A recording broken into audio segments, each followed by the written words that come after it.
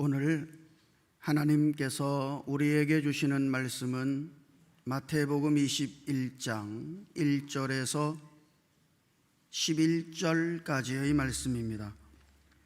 마태복음 21장 1절에서 11절까지의 말씀을 제가 읽을 때에 함께 하나님의 음성을 들으실 수 있기를 바랍니다.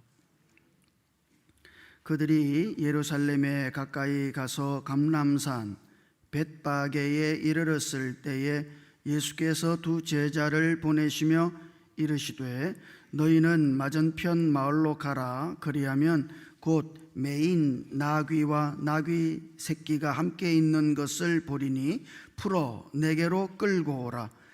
만일 누가 무슨 말을 하거든 주가 쓰시겠다 하라. 그리하면 즉시 보내리라 하시니 이는 선지자를 통하여 하신 말씀을 이루려 하심이라. 일러스되 시온 딸에게 이르기를 네 왕이 네게 임하나니 그는 겸손하여 나귀 곧 멍에 매는 짐승의 새끼를 탔도다 하라 하였느니라. 제자들이 가서 예수께서 명하신 대로 하여 나귀와 나귀 새끼를 끌고 와서 자기들의 겉옷을 그 위에 얹음에 예수께서 그 위에 타시니 무리의 대다수는 그들의 겉옷을 길에 펴고 다른 이들은 나뭇가지를 베어 길에 펴고 앞에서 가고 뒤에서 따르는 무리가 소리 높여 이르되 호산나 다윗의 자손이여 찬송하리로다. 주의 이름으로 오시는 이여 가장 높은 곳에서 호산나 하더라. 예수께서 예루살렘에 들어가시니 온 성이 소동하여 이르되 이는 누구냐 하거늘 무리가 이르되 갈릴리 나사렛에서 나온 선지자 예수라 하니라. 아멘. 할렐루야.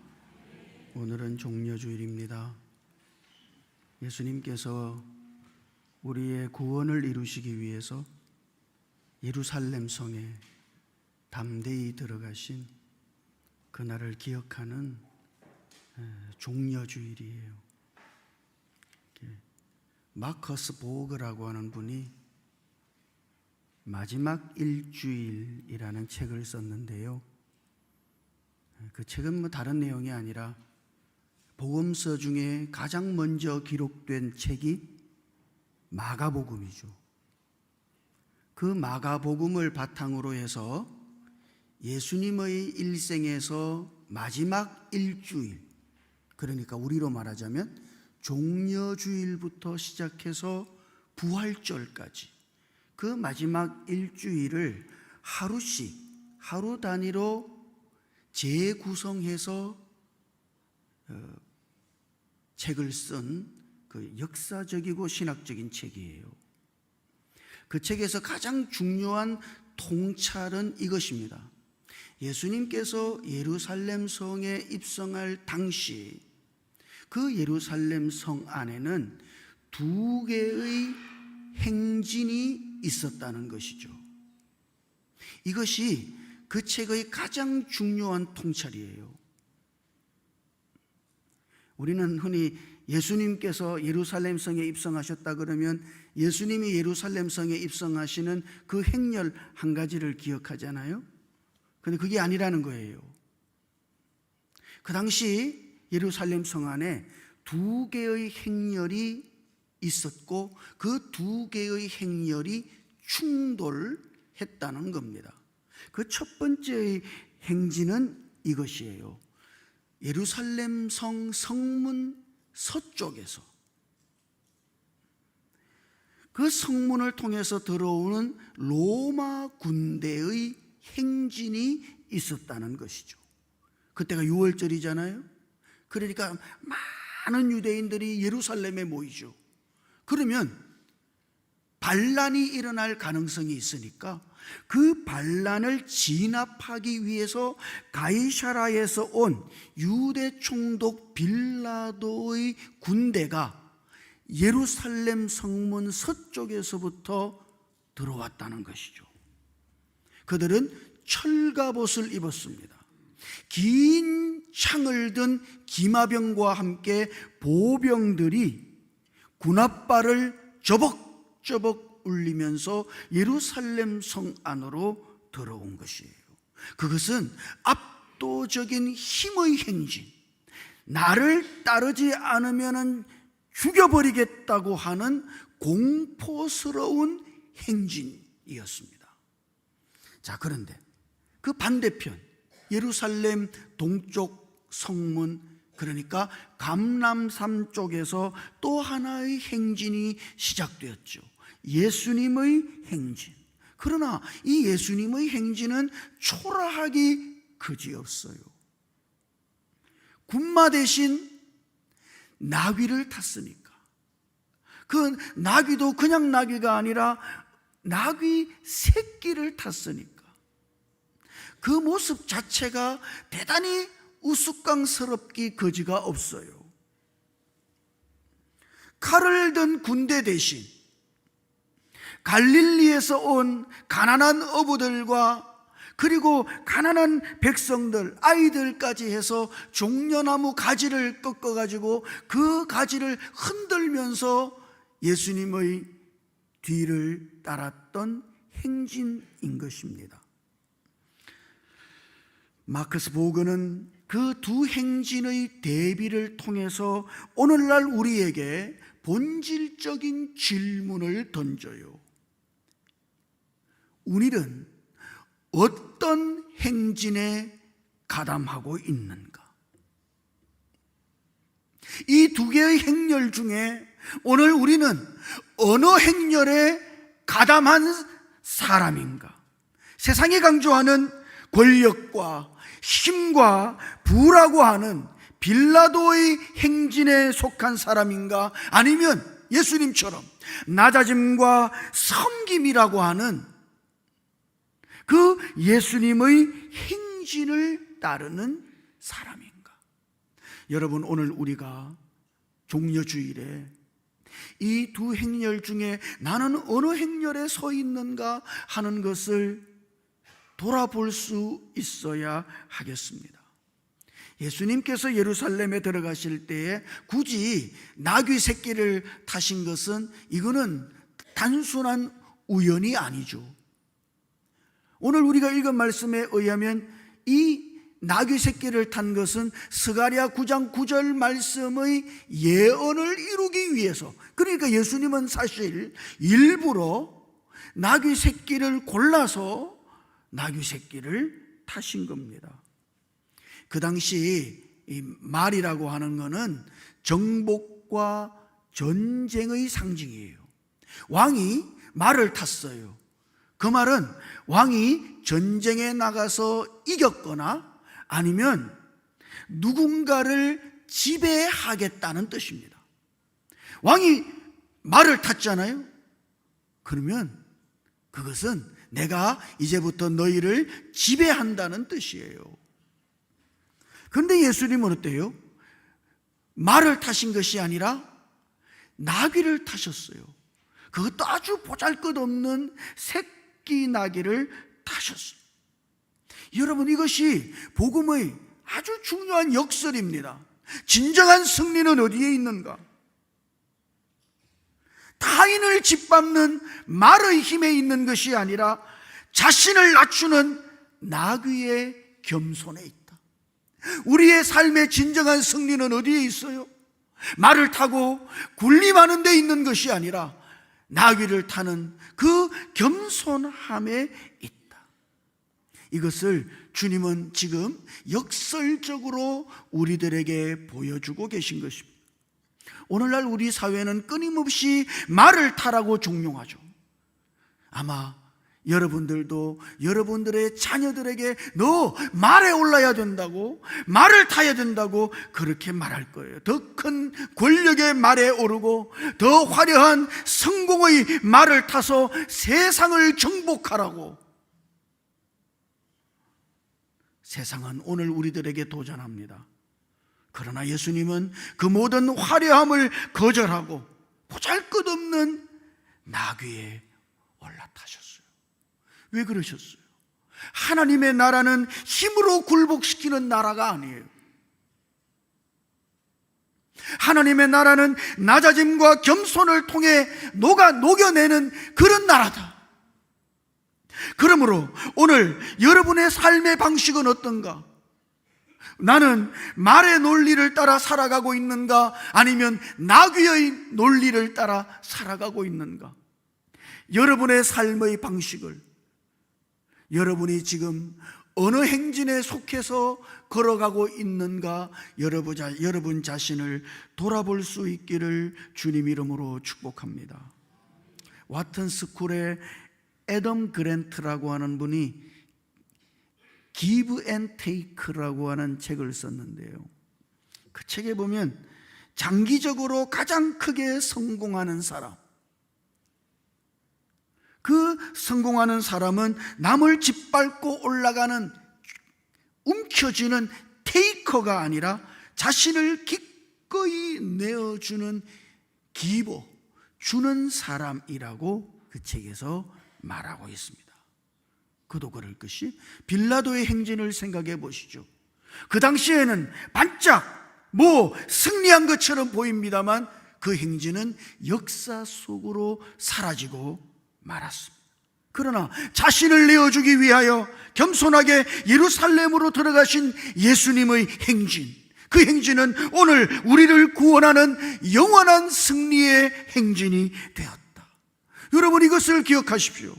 세상의 화려한 행진이 아닌 낮아짐을 통해 세상을 이기신 예수님이요,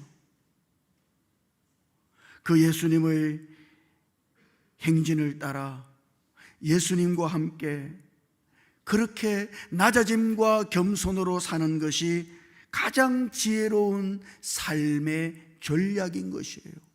그러므로 오늘 우리들 모두가 이 종려주일에 낮아짐을 통해서 진정한 승리를 이루신 예수님을 보고 그 예수님의 그 뒤를 따라가는, 예수님의 행렬의 뒤를 따라가는 그런 삶을 우리가 살아낼 수 있기를 주님 이름으로 축복합니다. 우리가 두 번째 보아야 할 것은 군중들의 반응이죠. 8절과 9절을 읽어보면 수많은 무리가 겉옷을 예수님이 가는 그 길에 펼쳐놓고 나뭇가지를 베어서 들고 흔들면서 외쳐요. 호산나 다윗의 자손이여, 찬송하리로다 주의 이름으로 오시는 이여. 사람들이 막 환호성을 지르기 시작했어요. 호산나! 여러분, 호산나의 뜻이 뭐죠?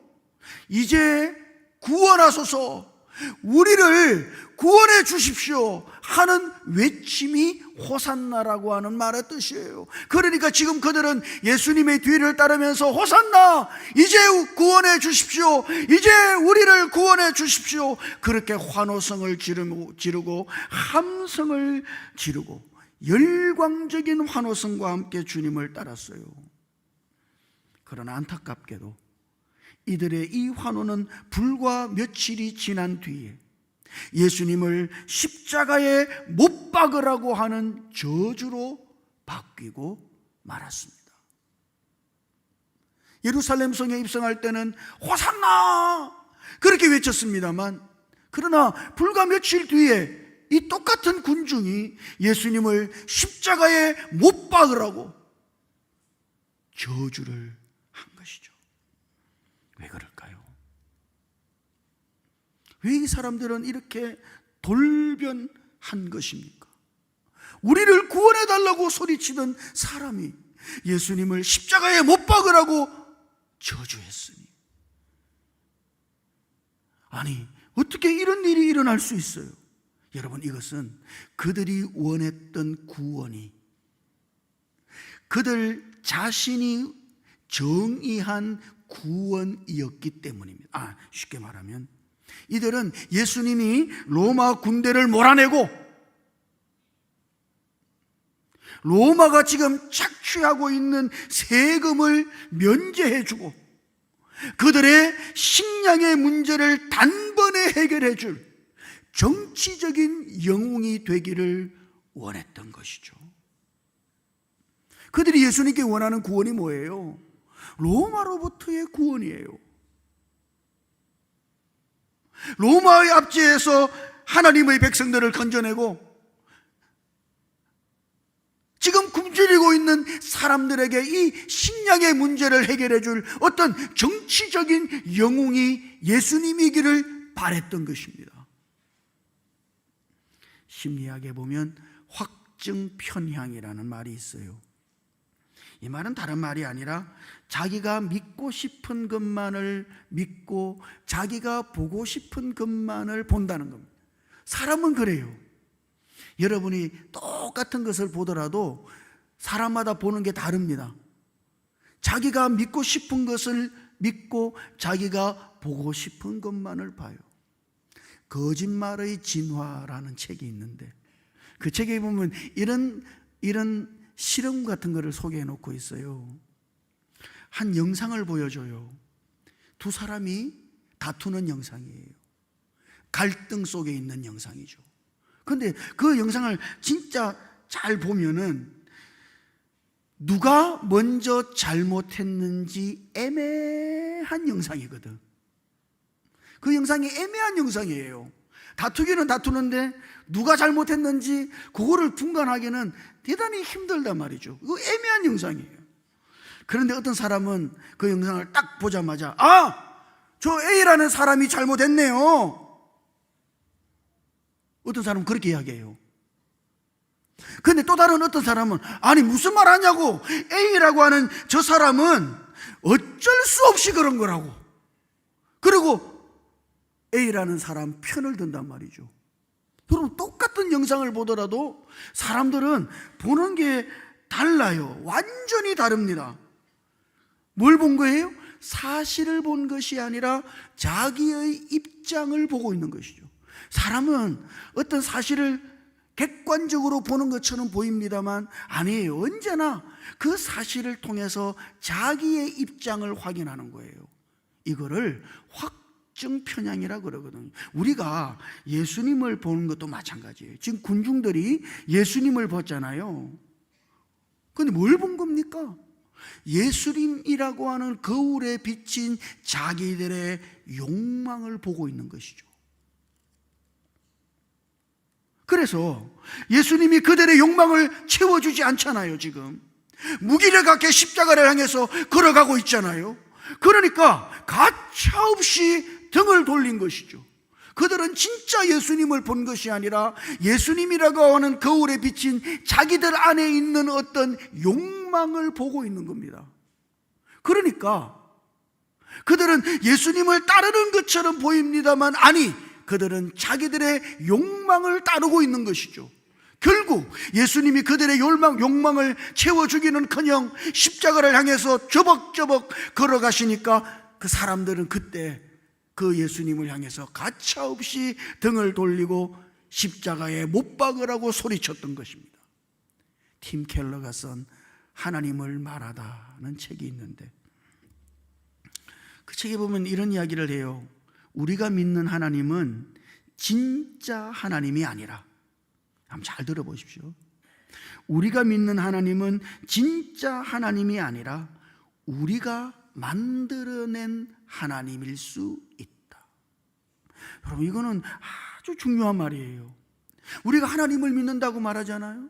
그러나 그 하나님이 진짜 하나님이 아니라 내가 그런 하나님을 만들어내서 그런 하나님을 믿고 있을지도 모른다. 예를 들면 내 문제를 해결해 주시는 하나님,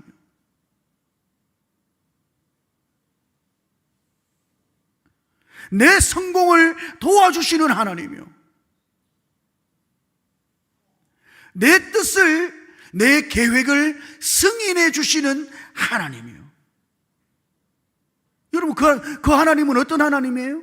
그 하나님은 내 욕망을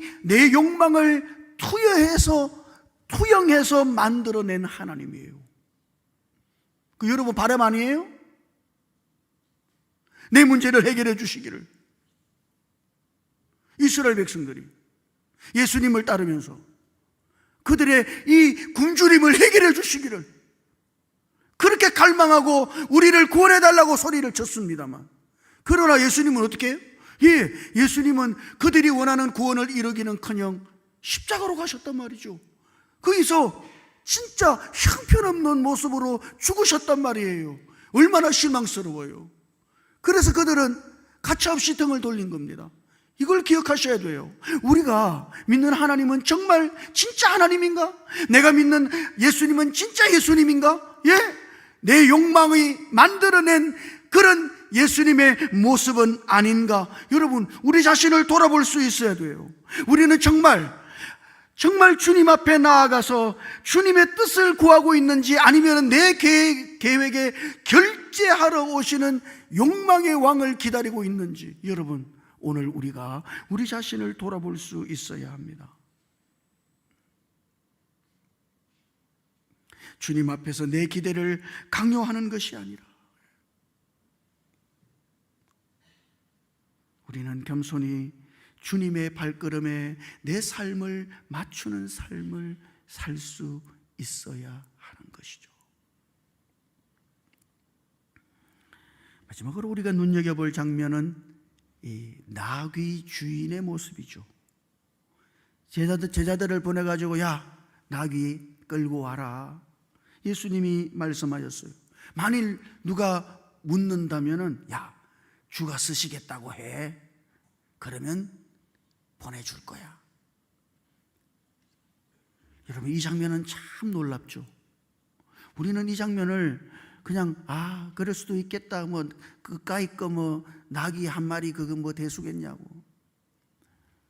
근데 그 당시 나귀는 한 일반적인 가정에 있어서 대단히 중요한 자산이에요.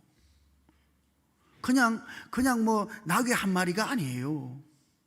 그것은 대단히 중요한 자산이에요.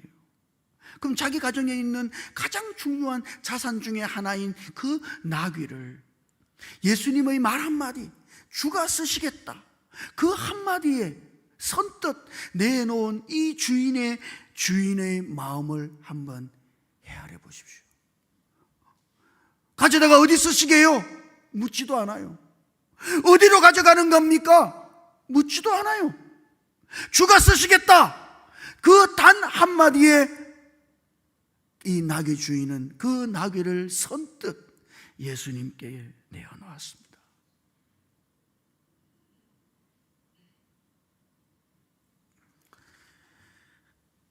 세상의 눈으로 보면 이것보다 더 낭비스러운 일은 없죠. 그러나 신앙의 눈으로 보면 이것보다 더 영광스러운 쓰임은 없을 것입니다. 주님은 늘 우리들에게 요청하시죠. 그죠? 주가 쓰시겠다. 내가 쓰고 싶다. 너의 시간의 일부를 내가 쓰고 싶다고. 너의 물질의 일부를 내가 쓰고 싶다고. 너의 달란트를 내가 쓰고 싶다고. 주님이 우리에게 그렇게 요청하실 때 아니요, 안 돼요. 이 나귀는 내가 타야 할 때 타야 돼요. 오늘 우리가 그렇게 거절한다면 우리는 주님의 그 영광스러운 행렬에 참여하지 못할 겁니다. 나귀 주인처럼 나의 소중한 것을 주님의 쓰심을 위하여 주님의 도구로 내어드릴 때 우리의 거룩한 일상은, 우리의 일반적인 일상은 거룩한 성경의 한 페이지가 되는 것이죠. 사랑하는 성도 여러분, 주님이 쓰시겠다 하실 때 아멘. 무엇을 위해 쓰시게요? 묻지 말고. 어디에 쓰시게요? 묻지 말고. 아멘. 여기 있습니다. 그렇게 주님께 드리며 쓰임받는 삶을 살아가시기를 주님 이름으로 축복합니다. 내가 항상 원했던 삶이라고 하는 존 오트버거라고 하는 분이 쓴 설교집이 있어요. 그 설교집에서 강조하는 하나의 개념이 있다면 그것은 열린 손의 삶입니다. 사람들은요, 자꾸 본능적으로, 그건 본능이에요. 본능적으로 움켜쥐려고 해요. 자꾸 그래요. 내 시간도, 내 물질도, 내 계획도 자꾸 사람들은 움켜쥐려고 해요. 왜 움켜쥐려고 하냐 그러면 그 이유가 두 가지입니다. 하나는 불안 때문이에요. 요걸요 놓으면은 잃어버릴 것 같거든. 그래서 사람들이 못 놓는데요, 잃어버릴 것 같으니까. 또 다른 한 가지는 통제 욕구 때문이에요. 이걸 자기가 쥐고 있어야 안전한 겁니다. 그래서 사람들은 본능적으로 자꾸 무엇인가를 움켜쥐려고 하지 요거를 펴려고 하지 않아요. 이게 사람의 본능이에요. 그러니까 움켜쥐려고 하는 사람은 사실 하나님을 믿는 것보다 자기 자신을 더 신뢰하고 있는 것이죠. 여러분이 만약 무엇인가를 움켜쥐는 삶을 살고 있다면 여러분은 하나님보다 여러분 자신을 더 신뢰하고 있는 것입니다. 이것이 다친 손의 삶이에요. 하나님은 우리에게 뭐라고 말씀하시죠? 손을 펴라고. 쥐고 있으면 하나님이 쓰실 수 없으니까. 이거를 내 것이라고 내가 움켜쥐고 있으면 하나님이 사용할 수 없으니까 주님은 오늘 우리를 향해 손을 펴서 열린 삶을 살라고 우리들에게 도전하는 것입니다. 여러분, 손을 편다는 거는 포기가 아니에요. 아이고 뭐 그까이 거 뭐 없는 셈 치지, 그렇게 포기가 아니에요. 손을 편다는 것은 신뢰의 표현입니다. 하나님을 더 신뢰한다는, 아니 내 삶을 하나님께 맡기는 태도예요. 하나님께 드리는 시간도, 하나님께 드리는 물질도, 하나님께 맡긴 그 인생은 여러분 손해가 아니에요. 잃어버리는 게 아니에요. 그것이 아니 오히려 더 큰 손해, 하나님의 더 크신 손에 우리 자신을 맡기는 것입니다. 하나님은 오늘 이 나귀 주인처럼 우리를 향해 열린 손의 삶을 살라고 말씀하십니다. 사랑하는 성도 여러분, 예수님이 예루살렘 성에 입성한 것은 화려한 대관식이 아니에요. 그것은 사실 처절한 죽음으로 가는 행진이죠. 세상은 왕관을 쓰기 위해서 예루살렘으로 갑니다만 주님은 가시관을 쓰시기 위해서 예루살렘으로 들어가십니다. 오늘부터 시작되는 고난주간, 한 주간, 여러분 자신에게 스스로 물어보시죠. 나는 정말 빌라도의 말을 부러워하고 있는 것은 아닌가? 아니면 예수님의 나귀를 기꺼이 타고 있는가? 나의 호산나는 내 욕망을 위한 외침인가? 내 욕망을 위해서 주님을 향해 호산나라고 외치는가? 아니면 주님의 통치를 바라는 간절한 믿음의 고백인가? 내가 다친 손의 삶, 내 것이라고 움켜쥐는 다친 손의 삶을 살고 있는가? 아니면 더 큰 손이신 하나님께 맡기는 열린 손의 삶을 살고 있는가? 여러분 자신을 돌아보십시오. 예수님의 이 행렬에 화려한 행진은 아닙니다만, 그러나 겸손과 낮아짐의 이 행렬에 오늘 우리들 모두가 합류해서 그 예수님을 따라서 걸어가는 그런 남다른, 세상이 알지 못하는 가장 특별한 삶을 우리들 모두가 살아갈 수 있기를 주님 이름으로 축복합니다. 같이 기도하십시다. 주님,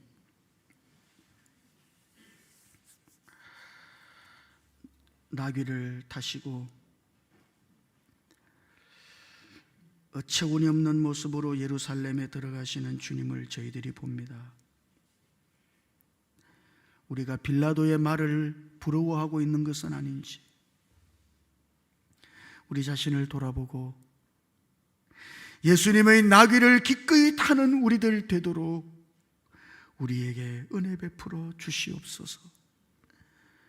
호산나 외치는 이 외침이 내 욕망을 위한 외침이 아니라 내 삶을 주님께 드리는 주님의 통치를 바라는 고백이 될 수 있도록 주님 우리를 인도해 주시고, 내 것을 움켜쥐고 사는 다친 손의 삶이 아니라 더 큰 손이신 하나님께 드리는 열린 손의 삶으로 하나님께 쓰임받는 삶을 우리가 살아갈 수 있도록 주여 우리를 인도해 주시옵소서.